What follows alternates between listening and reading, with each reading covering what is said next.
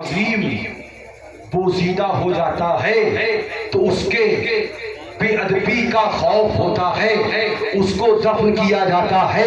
اسی طرح سے اگر تعزیہ شریف کی بے ادبی کا خوف ہو تو اسے بھی دفن کرنے میں کوئی حرج نہیں ہے۔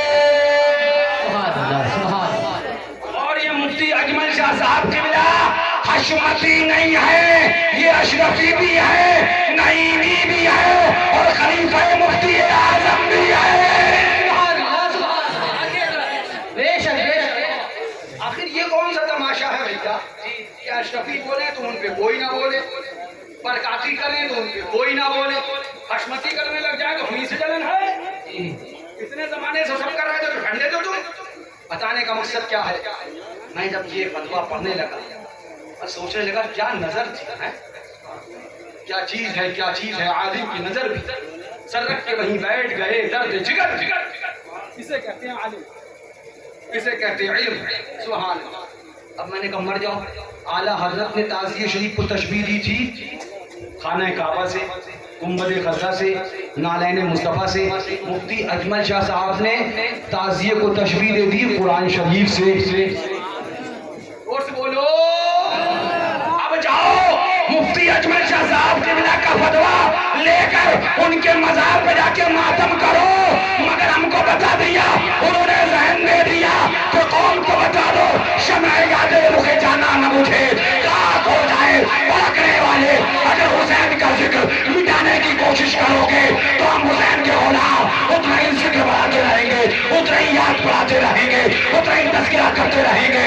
اللہ اکبر، باطل سے دبنے والے اے آسمان نہیں ہے، ہم سوال کر چکا ہے تو انتہا ہے۔ نعرہ تکبیر، نعرہ رسالت، مسلک اعلیٰ حضرت، سازگار وقت کے تیور کو دیکھ کر، سازگار وقت کے تیور کو دیکھ کر ہم نے چراغ عزم کی لو کو بڑھا دیا۔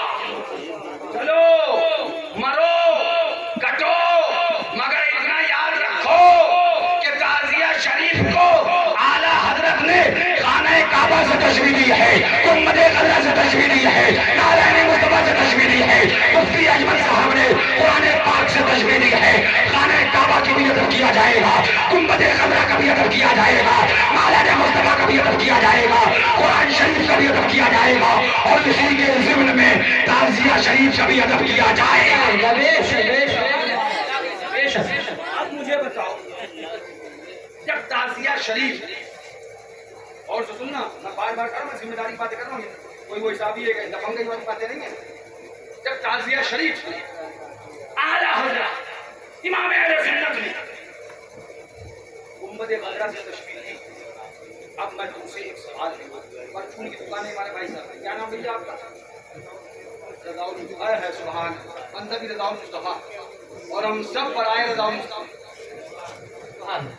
ان کی رضا کے لیے، سبحان۔ انہوں نے اپنی یہاں جو ٹافیوں کا ڈبہ رکھا یہ ہٹا دیا۔ اچھا، اللہ تعالیٰ کا خیر، یہ ڈبے یہاں سے ہٹا دیے انہوں نے، اور یہ لکھنؤ گئے، لکھنؤ سے گنبد خضرا شریف کا خوبصورت کا نقشہ، ہمارے دلوں کا سکون، ہماری، اچھا ماشاء اللہ، آؤ لگا بھی نقشہ لائے اور یہ بنوا کے لے آئے، اور لا کے انہوں نے اپنی دکان پہ جہاں ٹافی کے ڈبے رکھے یہاں رکھ دیا۔ اب ایک سنی عاشق رسول، حضور کا دیوانہ، حضور کا عاشق، وہ آیا ان کی دکان پہ آٹا ٹافی لینے، اور دیکھا اپنے محبوب کا روضہ تو مست ہو گیا، اور کہا سامان تو بعد میں بتاؤں گا، پڑھ کے گنبد خضرا کو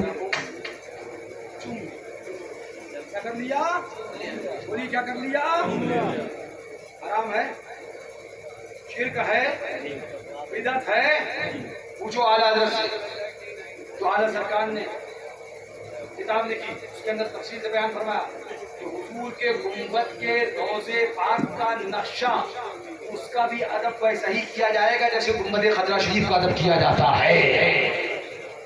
اب اس نے چوم لیا، کوئی نہیں بولا، کوئی نہیں بولا بھائی صاحب یہ کیوں چوم لیا، کوئی نہیں بولا کمر تک جھکے، کوئی نہیں بولا سر جھک گیا، کوئی نہیں بولا سر رکھ دیا، کوئی نہیں بولا پوجا کر لی، کوئی نہیں بولا تعزیہ کو خدا سمجھ لیا۔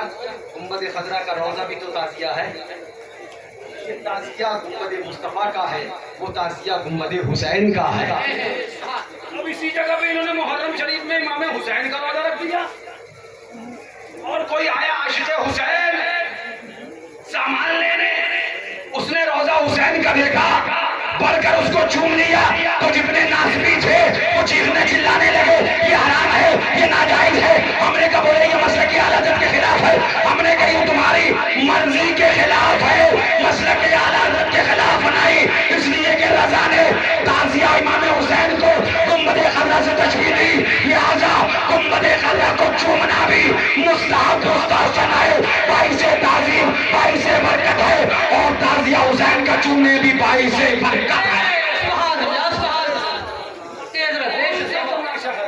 نہ سمجھائے یہ کون سا تماشا ہے؟ گنبد خضرا کے روضے کو چومنا ثواب ہو جائے، اور نقشے کو اور امام حسین کی گنبد کے نقشے کو چومنا بے ادبی ہو جائے، بلکہ مسئلہ کے حالت سے خارج ہو جائے۔ جی اچھا بولے نہیں حضرت آپ سمجھیں نہیں، ہم نے کہا بھیا تم سمجھائیں۔ ڈھول ہوتا ہے، طبلہ ہوتا ہے، تاشا ہوتا ہے، تماشا ہوتا ہے، خرافات ہوتی ہے، طرح طرح کی منگڑت ہوتی ہے، دنیا بھر کی خرافات ہوتی ہے۔ ہم نے کہا لکھ دیا نہیں مسئلہ کے حالت سے خارج، اہل سنت و جماعت سے بھی خارج۔ ہم نے کہا اپنا مجھ سے پوچھ، سنی نہ تو مولویوں سے پوچھ، چل اعلی حضرت سے پوچھ لے۔ جو ڈھول تاشا طبلہ تماشا دنیا بھر کی خرافات جس کو تم کہتے ہو وہ سب کرے اور تعزیہ رکھے، یعنی مروجہ تعزیہ دار ہو۔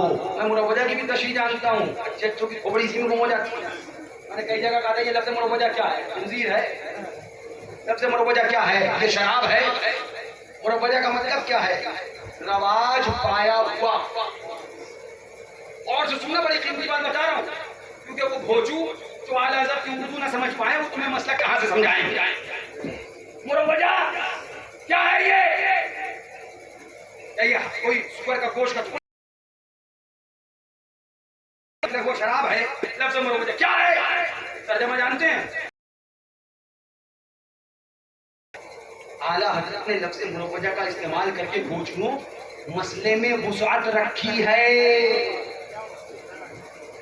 میں ذمہ داری سے بات کر رہا ہوں، لفظ مروجہ استعمال کر کے مسئلے میں وسعت رکھی ہے اس بات کی کہ جب تلک خیر یعنی جب تلک خیر شرعی رواج ہے تبھی تلک یہ ناجائز مروجہ ہے، اور جب رواج غیر شرعی سے بدل کر شرعی ہو جائے گا تو پھر مروجہ بھی جائز ہو جائے گا۔ اب میں اس کی ایک مثال دے دوں تاکہ تمہیں سمجھ میں آ جائے۔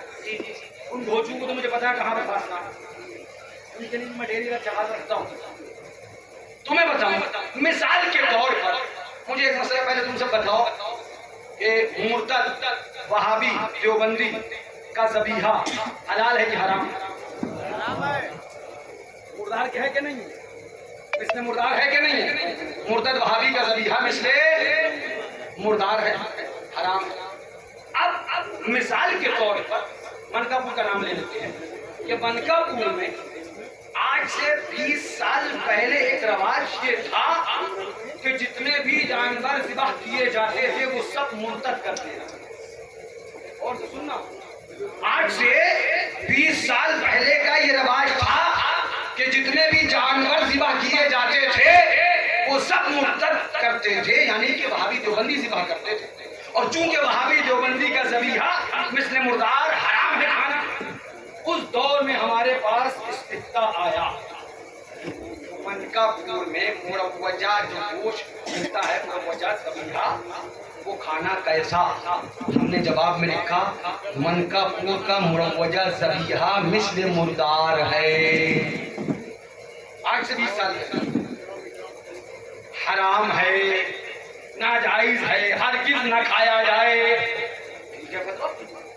وہ صحیح چیز ہے، جو رواج منکاپور میں تھا اس کو نظر میں رکھتے ہوئے ہم نے فتویٰ کیا۔ اب 20 سال کے بعد معاملہ یہ ہوا کہ منکاپور کا رواج بدل گیا۔ اور سننا سال پہلے رواج تھا مرتد گوشت ذبح کرے گا، اور 20 سال کے بعد رواج یہ بن گیا کہ اب مرتد نہیں بلکہ عاشق مصطفیٰ ذبح کرے گا۔ اب عاشق مصطفیٰ ذبح کرے گا۔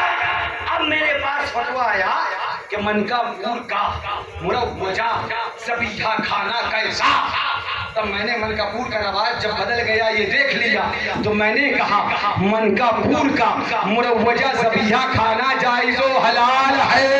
اب کوئی کھوچو بیچ میں سے اٹھا، 20 سال پہلے واقعات رہے، 20 سال پہلے یہ کہت ہے، یہ مفتی ہے کہ کون ہے؟ ہم نے کہا کھوچو تجھے نہیں پتا، 20 سال پہلے وہ ناجائز حرام رواج تھا اس لیے فتویٰ ناجائز کا دیا گیا، اور 20 سال کے بعد ناجائز کا رواج بدل کے اب جائز کا رواج بڑھ گیا، اس لیے اب مروجہ کو جائز کہا گیا ہے۔ گدھوں کو کیا پتا کہ لفظ مروجہ استعمال کر کے اعلیٰ حضرت نے مسئلے میں وسعت رکھی ہے کہ جب تلک یہ ناجائز و حرام کا رواج رہے گا تبھی تلک کا میرا حکم خاص رہے گا، حکم جب رواج بدل جائے گا تو حکم بھی تبدیل ہو جائے گا۔ یہ میرے حضرت کی کتاب نہیں، حضور معصوم ملت کتاب نہیں، بلکہ استاد زمن علامہ خاتم المحققین علامہ نقی علی خان اعلیٰ حضرت کے والد ماجد کی کتاب ہے۔ فرماتے ہیں سن لیجئے، اور زیادت فرماتے ہیں ہندوستان میں صرف 2 عالم ایسے ہیں جن کی بات بغیر دلیل کے تسلیم کر دی جائے، اس میں فرماتے ہیں ایک میرے والد ماجد ہیں، ان کی یہ کتاب، اور اعلیٰ حضرت یہ بھی فرماتے ہیں اس لیے نہیں کہہ رہا میرے باپ ہیں، بلکہ میں نے دیکھا کہ اللہ نے ان کی زبان و قلم پہ صرف حق کو جاری فرمایا ہے کہ علامہ نقی علی خان کا عالم ہے۔ اب ان کی کتاب سنو اصول ارشاد، اس میں اصول اور قانون بیان کیے ہیں، کیا فرماتے ہیں چہار اور سے سننا، جو میں نے بھی پوری مقدمات ترتیب دی نا اس کی دلیل دے رہا ہوں۔ کہیں گے نا یہ مولانا اپنے پاس سے بول کے چلا گیا، اب میں کیا کروں، میرے پاس باتیں اتنی ہیں کہ وقت بہت زیادہ ہو جاتا ہے۔ سنو کیا فرماتے ہیں چہار اگر عادت کفار و مبتدعین کی بدل جائے، اے ملاؤں پڑھ لیا کرو گھوچمو گدھوں کہیں کے، میں نے کہا تھا وہ اگیا میں اعلیٰ حضرت کی بات گدھے تھوڑی سمجھ پائیں گے،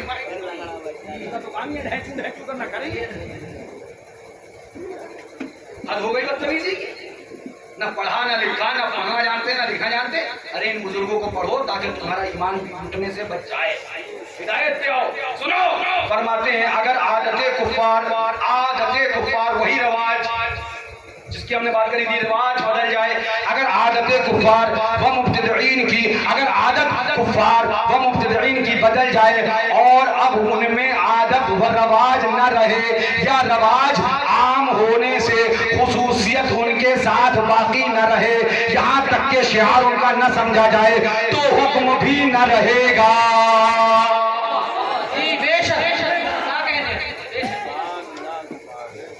اگر عادت اور رواج بدل جائے تو حکم بھی نہ رہے گا، یعنی پتہ چل گیا جو حکم رواج کے ساتھ میں بیان کیا جاتا ہے وہ رواج کے ساتھ خاص رہتا ہے، جب تک وہ ناجائز کا رواج باقی ہے تبھی تک حکم باقی ہے، اور جب ناجائز کا رواج ختم ہوگا تو حکم بھی نہ رہے گا۔ اور سنو بات یہیں تک نہیں ہے، اب آپ کہیں گے رواج کیسے بدل گیا؟ اب میں آپ سے ایک بات انصاف سے حضور معصوم ملت رضی اللہ تعالیٰ عنہ نے جب تازیہ شریف امام حسین کا رکھا تو بتاؤ کون سا نقشہ رکھا؟ کون سا رکھا؟ ان کے رکھنے کے بعد مجھے انصاف سے بتانا، میری منہ کی ہرگز مت کرنا، ورنہ قیامت پہ جھوٹ بولنے کے گرفتار تو ہو گئے، میں نہیں ہوں، میں نے آپ کو اجازت دی ہے، میرے منہ پہ میری غلطی بتاؤ، کوئی پریشانی نہیں۔ ان کے رکھنے کے بعد مجھے انصاف سے بتانا، ان کے رکھنے کے بعد کتنے لوگوں نے اصل نقشہ بنا کے رکھا کہ نہیں رکھا؟ جو پہلے کوئی اور رکھتے تھے، آگیا میں جا کے دیکھو، وہاں پر آپ کے پڑوانی میں جا کے دیکھو، کھنڈوا میں جا کے دیکھو، بمبئی میں جا کے دیکھو، کتنی جگہ حضور معصوم ملت کے رکھنے کے بعد میں اثر کی بات تو نہیں کرتا مگر حشمتیوں کی بات کرتا ہوں کہ حشمتیوں نے اصل نقشہ بنا کے رکھنا شروع کر دیا ہے. اس سے کیا ثابت کرنا چاہتا ہوں؟ اس سے یہ ثابت کرنا چاہتا ہوں کہ اب اصل نقشہ کا رواج پڑ رہا ہے بلکہ پڑ چکا ہے. اور جب رواج اصل نقشے کا پڑ جائے پڑ گیا تو اب مروج ہی جائز ہو جائے گا.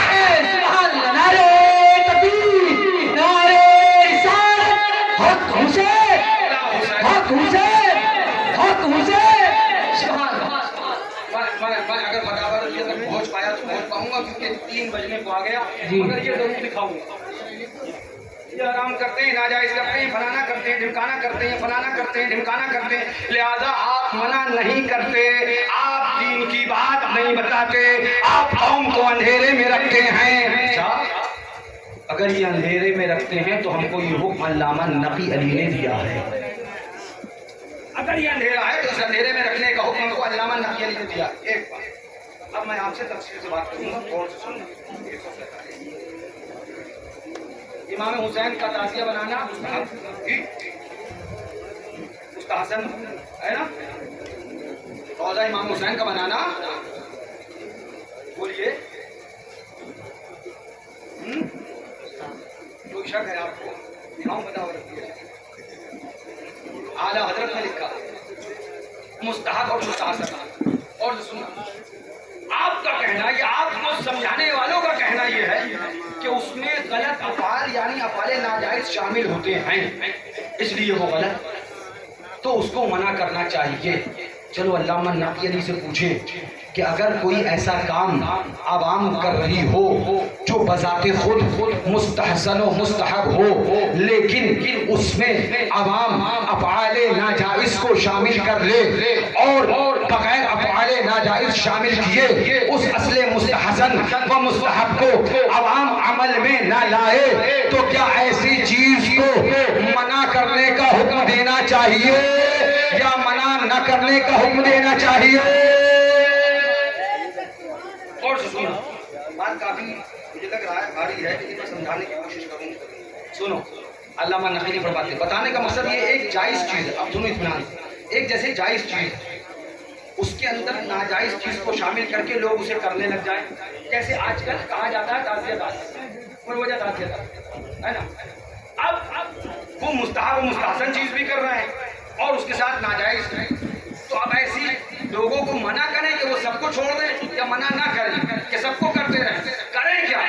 تو علامہ نقی علی فرماتے ہیں اصل اس باب میں یہ ہے کہ مستحسن کو مستحسن جانے اور قبیح کی ممانعت کرے اگر قادر نہ ہو اسے مکروہ سمجھے. مستحسن کو مستحسن جانے اور عوارض قبیحہ جسے آپ کہتے ہیں قبیح کی ممانعت کرے.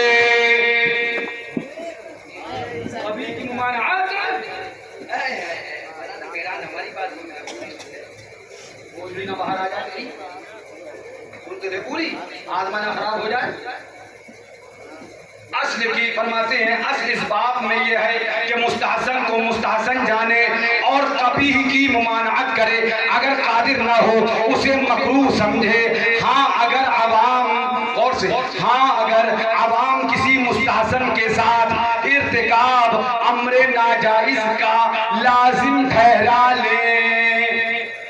اگر عوام کسی امر مستحسن کے ساتھ ارتکاب امر ناجائز اب تم کہو ڈھول کہیں گے ناجائز طبلہ ناجائز تماشا ناجائز بڑا فاتح ناجائز تعزیہ مستحسن کے ساتھ امر ناجائز کو لازم ٹھہرا لے. مستحسن کے ساتھ امر ناجائز کو لازم ٹھہرا لے اور بدون اس کے اصل مستحسن کو عمل ہی میں نہ لائے تو بنظر مصلحت حکام شرع کو اصل کی ممانعت و مزاحمت پہنچتی ہے. بے شک بنظر مصلحت اصل کی ممانعت پہنچتی ہے. اصل کوئی منع کرے کیونکہ یہ اس کے ساتھ میں ناجائز کام بھی کر رہے لہذا اصل کو منع کر رہے بنظر مصلحت پہنچتی ہے. یہ بات آگے کیا فرماتے ہیں سنو غور سے. ابھی تک تو کہیں گے ہماری بات ثابت ہو گئی فرماتے حکام شرع کی ہے نا ون تو بنظر مصلحت حکام شرع کو اصل کی ممانعت و مزاحمت پہنچتی ہے. اسی نظر سے بعض علماء نے ایسے افعال کی ممانعت کی ہے. یہ اعلیٰ حضرت کا بھی جواب مل گیا. ایسے افعال کی ممانعت جو کی ہے اسی وجہ سے بعض علماء نے ایسے افعال کی ممانعت کی ہے. لیکن اب علامہ نقی فرماتے ہیں لیکن چونکہ اس زمانے میں خلق کی امور خیر کی طرف رغبت اور دین کی طرف توجہ نہیں اور مسائل کی تحقیق سے نفرت کلی رکھتے ہیں, نہ کسی سے دریافت کریں نہ کسی کے کہنے پر عمل کرتے ہیں, ولہذا اکثر افعال خرابیوں کے ساتھ واقع ہوتے ہیں. اکثر افعال میں ایک بات کیا کر رہا ہوں, ان کے اکثر افعال خرابیوں کے ساتھ واقع ہوتے ہیں, ولہذا اکثر افعال خرابیوں کے ساتھ واقع ہوتے ہیں. اس کے ساتھ ان کو چھوڑ دینے سے باک نہیں رکھتے. اب اصل کی ممانعت ہی خلاف مصلحت ہے. جی بے شک. یہ علامہ نقی علی خان کا ہتھوڑا, یہ اعلیٰ حضرت کے والد بزرگوار کی مار, یہ اعلیٰ حضرت کے والد بزرگوار کا پھندا جو سورہ کلی ناسبی کے گلے میں ڈال کر ایسا گھسیٹا کہ اوپر کی سانس اوپر رہ گئی, نیچے کی سانس نیچے. ناجائز بھی ہے. اب تم کہو گے یہ ناجائز, ہم کہیں علامہ نقی نے لکھ دیا. تم کہو گے وہ ناجائز, ہم کہیں علامہ نقی نے لکھ دیا. ہم کہو گے یہ ناجائز, علامہ نقی نے لکھ دیا. اگر ایک امر مستحسن کے ساتھ امر ناجائز بھی کرتے ہیں فرماتے ہیں علامہ نقی, تو ان کو منع نہ کیا جائے. منع کرنا مصلحت شرعیہ کے خلاف ہے. اب جو مولوی منع کرتا ہے وہ شریعت پر نہیں مصلحت شرعیہ کے خلاف ہے, اور جو تعزیہ داری کو منع نہیں کرتا وہی شریعت کی مصلحت کے موافق ہے. علامہ نقی علی کا قاعدہ نمبر 5 ہے, فرماتے ہیں منع نہ کیا لہذا ممانعت خلاف مصلحت. ولہذا علماء دین نے اپنی بات بھی اکیلے نہیں بتائی, فرماتے ہیں ولہذا علماء دین نے ایسے امور کی ممانعت سے بھی ولہذا علماء دین نے ایسے امور, رک جاؤ, کیسے امور, جیسے تعزیہ امر مستحسن اور دنیا بھر کی خرافات امر ناجائز, مستحسن کو امر ناجائز کے ساتھ ملا کے کرنے میں ایسے امور, ولہذا علماء نے ایسے امور کی ممانعت سے بھی منع فرمایا ہے. ایسے امور کی ممانعت سے منع فرمایا ہے. لہذا ہم جو منع نہیں کرتے خاموش رہتے ہیں اور اس طرح سے ان سے کہتے کرتے رہو, یہ اپنے پاس سے نہیں اعلیٰ حضرت کے والد ماجد کی کتاب دکھا کے کرتے ہیں, بزرگوں کو پڑھ کے کرتے ہیں. اس لیے ہم کہتے ہیں میاں ہم نے ایرے نہیں نتو ایرے نہیں, اپنے بزرگوں کی جوتیاں سیدھی کر کر علم دین کے نور کو حاصل کیا ہے. ہم اعلان کرتے ہیں میں نے بھی نگاہوں سے, تو نے بھی کتابوں سے بڑا فرق ہے باعث میرے تیرے تین میرے تیرے پینے میں. لہذا ہمارے کام اعلیٰ حضرت کے مسلک کے خلاف نہیں, اعلیٰ حضرت اور ان کے والد علامہ نقی علی کی کتابوں سے ثابت ہے. بے شک.